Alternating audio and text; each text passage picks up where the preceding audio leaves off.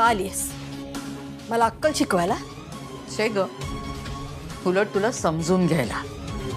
हे सगळं काय चाललंय सांगशील का मला जरा? काय सांगायचं मी तुला?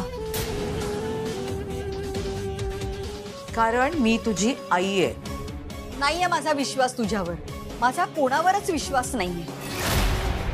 आणि तू त्याला अपवाद का असशील?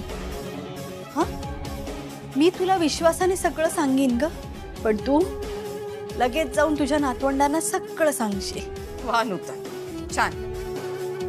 सख्या आईवर विश्वास नाही हे म्हणताना तुला काहीच वाटलं नाही ना? कारण विश्वासघात केलायस तू माझा. एकदा नाही, अनेक वेळा. ह्या मुलांच्या बाबतीत सगळं तुला माहिती होतं, तरी तू मला काहीही सांगितलं नाहीस. नूतन, विक्रांतनी आत्महत्या करण्याचा प्रयत्न केला हे मला माहिती नव्हतं. अमूल्य आणि वेदांचं काय चाललंय हेही मला माहिती नव्हतं. हा, संशय होता पण खात्री नव्हती. त्या दोघांमध्ये इक्वेशन आहे हे मात्र खरं. पण तूच सांगितलंस की तुला ती मुलगी आवडत नाही. पण मला त्या दोन्ही बहिणी खूप छान वाटतात, चांगल्या वाटतात हे मी तुला अनेकदा स्पष्टपणे सांगितलंय नव्हतं. त्या दोन भिक्कारड्या बहिणी तुला चांगल्या वाटतात आणि मी मात्र कायम त्यांच्या वाईटावर उठली असंच वाटतं तुला. तू मला ओळखूच शकली नाहीयेस आई. नूतन, मी ना तुझी आई आहे आणि मी त्यांची आई आहे. त्यांचं भलं कशात आहे आणि कशात नाही हे मला जास्त समजतं आणि ते मी ठरवणार. हा फक्त माझा निर्णय असेल. तुझा त्यांच्याकडे बघण्याचा दृष्टिकोन खूप वेगळा आहे, कारण तू त्यांची आजी आहेस. आणि माझा वेगळा आहे, कारण मी त्यांची आई आहे. नूतन, मला ना या विषयावरती आता वादच घालायचा नाही, कारण आपण मूळ मुद्द्यापासून भरकटत चाललोय. मला फक्त एवढं सांग, त्या नराधमाशी लग्न करण्याचा घाट तू का घातलास? अगं नेमकं काय हवंय तुला? का अमूल्याशी लग्न करणार नाही असं वेदांतनी सांगितलं की तू तुझा हट्ट सोडणार आहेस? की आता विक्रांतला जाऊन सांगू की आरतीला सोड म्हणजे तू तुझा हट्ट सोडशील? काय हवंय काय तुला? नाही नाही, आरती आणि विक्रांतचं राहूच देत. कारण काय आहे, मी विक्रांतला काही बोलले आणि त्यांनी काही वाकडं पाऊल उचललं तर तुम्ही परत मलाच दोष द्याल. हां, पण वेदांतनी अमूल्याबरोबर लग्न करण्याचा विचार मनातून काढून टाकला तर मी पुरुषोत्तम बरोबर लग्न करण्याचा विचार माझ्या मनातून काढून टाकेन. हो, पण फक्त तुम्ही विनवणी करताय म्हणून मी ही एंगेजमेंट मोडेन असं अजिबात समजू नका. अगदी साधा सरळ डील आहे. मी जर पुरुषोत्तमला विसरावं अशी तुमची इच्छा असेल तर वेदांतला अमूल्याला विसरावंच लागेल.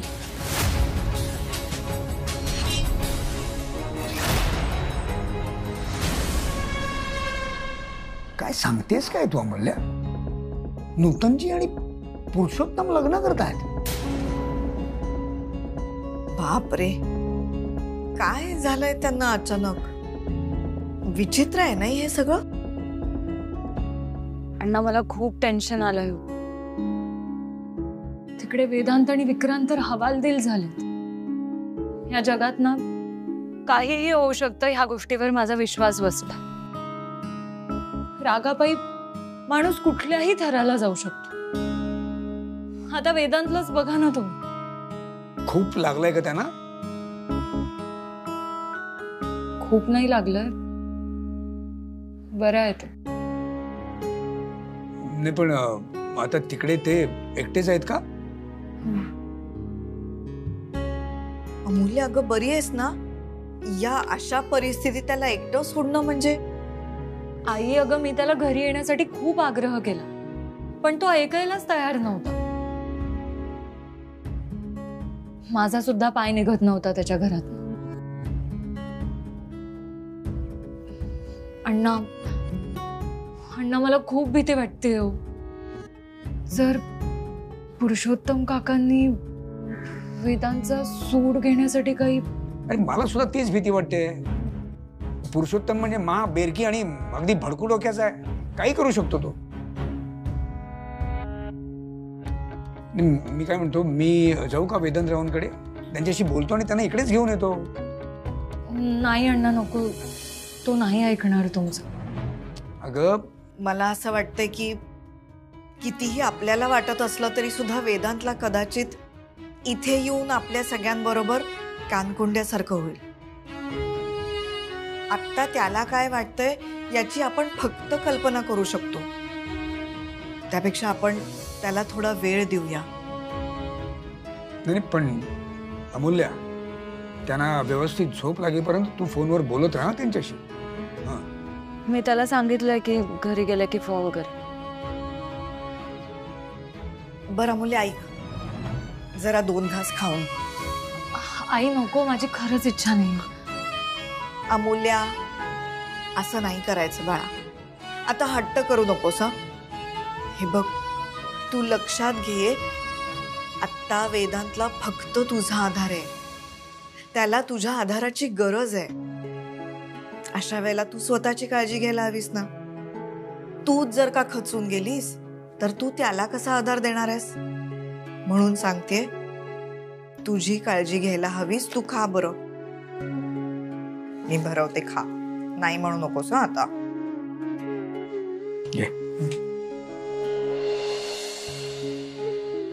Good girl.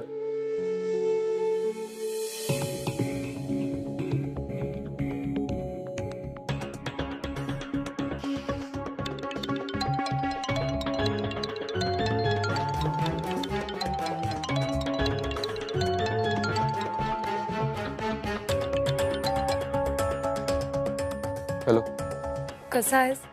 एका तासात काय वेगळं असणार आहे मी.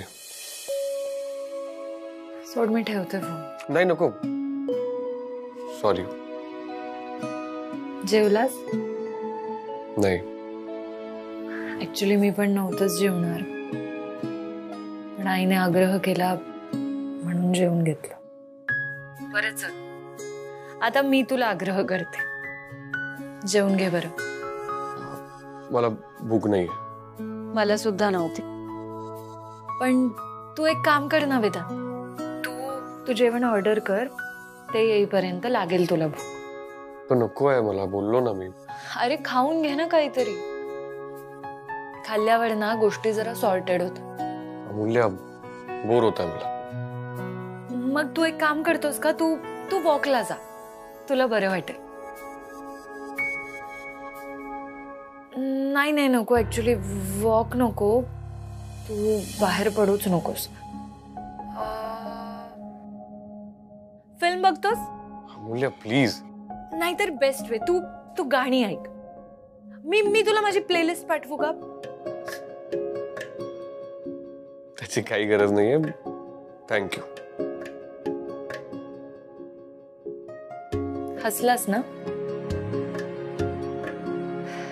दिसलं मला. अमूल्य, मला झोप आली. अरे मग तर बेस्ट आहे, तू गाणी ऐकता ऐकता. म्युझिक सारखं आहे ना दुसरं कुठलंच औषध नाही. हे बघ, मी तुला माझ्या एक्सपिरियन्स वरून सांगते. अशा वेळी ना गाणं आपल्याला आधार देतं, प्रेमाने जवळ घेतं, अलगद डोक्यावरून हात फिरवतं आणि आपल्याशी गप्पा मारतं. काही नाही, फक्त बोलण्याच्या गोष्टी आहेत. ऍक्च्युली हे सगळं करण्यासाठी ना आपलं कोणीतरी जवळ लागतं, आणि अशा वेळेस त्यांचं नसणं जास्त जाणवतं.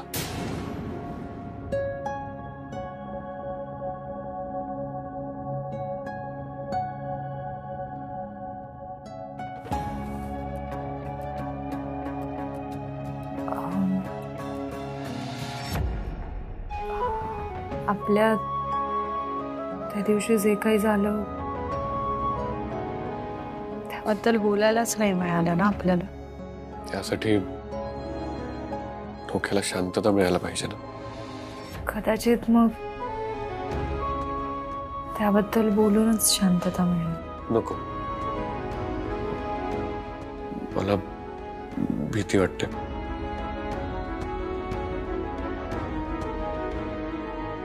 कसली? ऍक्च्युली मला किती गोष्टींची भीती वाटते ना, हे नव्याने कळतंय मला. आणि मला तर त्याचीच भीती वाटते. म्हणजे अमूल्य, मी स्वतःला खूप हेडस्ट्रॉंग, फिअरलेस समजायचो, पण ते सगळं आवरण होतं. ऍक्च्युली ना मला स्वतःचीच भीती वाटते. म्हणून मी तुला म्हणत होते वेदांत, एकटा नको राहूस. मी अण्णांना पाठवू का? ए नाही, नको. त्यांना कशाला एवढा रात्री त्रास द्यायचा? थांब, मी व्हिडिओ कॉल करते तुला. नको. अरे का? मला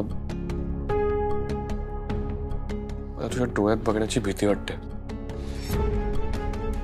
असं वाटतं सगळं अवसान गळून पडेल. मग त्यात वाईट काय? तू मुलगा आहेस म्हणून सतत हेडस्ट्रॉंग असलं पाहिजे असं थोडीच आहे. मोकळेपणाने रडता येणं हे सुद्धा एक ब्लेसिंग आहे. आणि त्याही पेक्षा मोठं ब्लेसिंग काय माहितीये?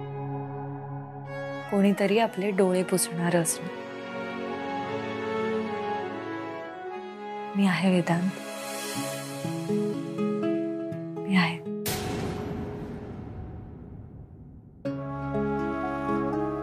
अमूल्य, मला खूप झोप येते, मी झोपतो.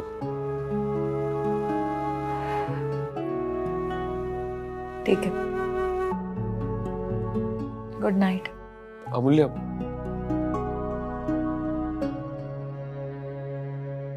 Thank you. Thank you for everything. Bye.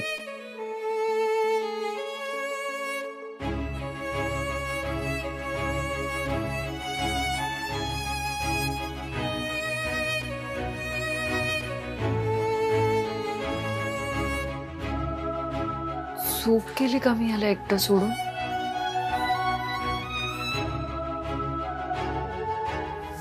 नाही, उद्यापासून काही झालं ना तरी मी वेदांतला एकटं सोडणारच नाही. मी एक काम करते, कसंही करून ना उद्या कॉलेजच्या आधीच त्याच्या घरी जा. हा, बाकी पुढचं पुढे बघू.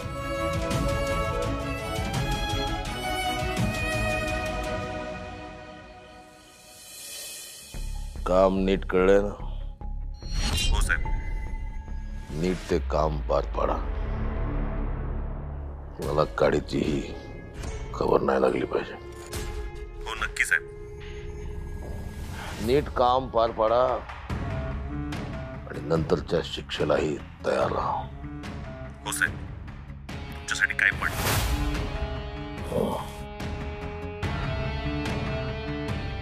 नूतन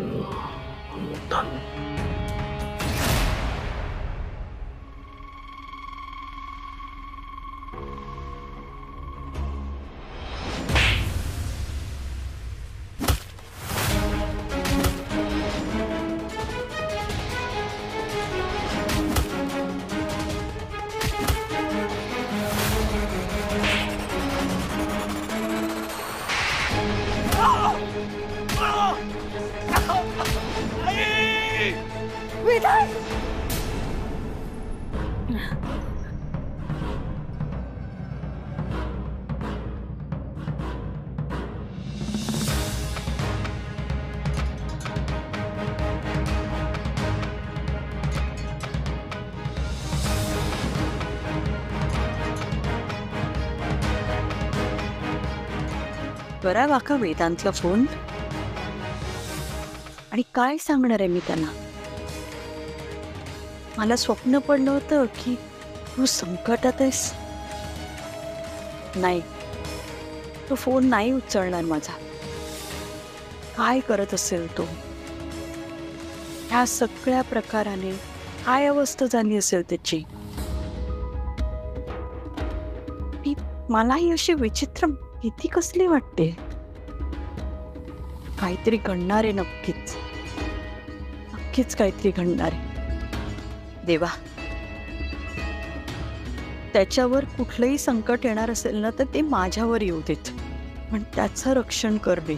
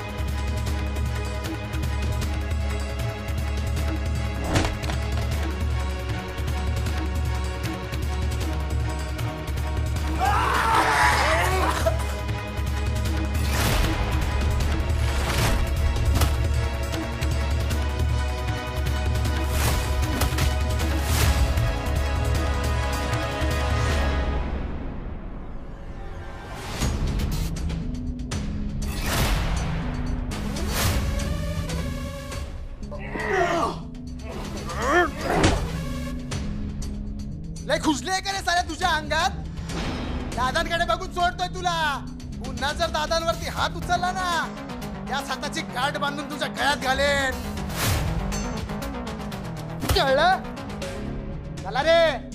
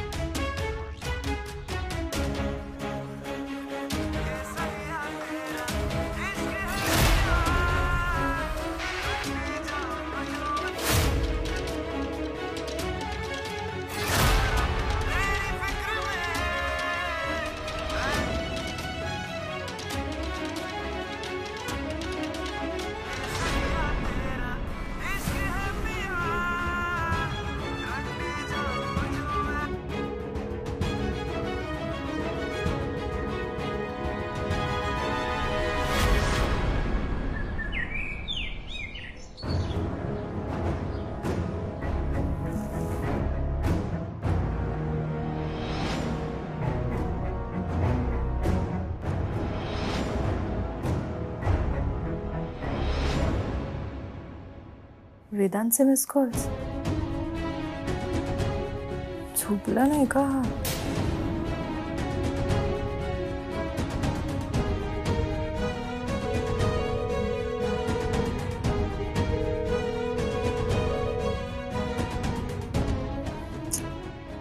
उचलत का नाहीये?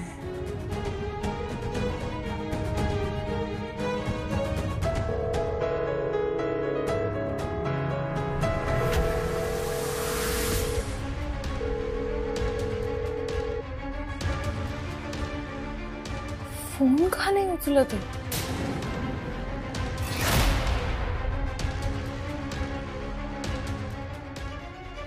काहीतरी प्रॉब्लेम नक्कीच झालाय, नाहीतर आठवण येते म्हणून हा काही 4-5 फोन नाही करणार मला.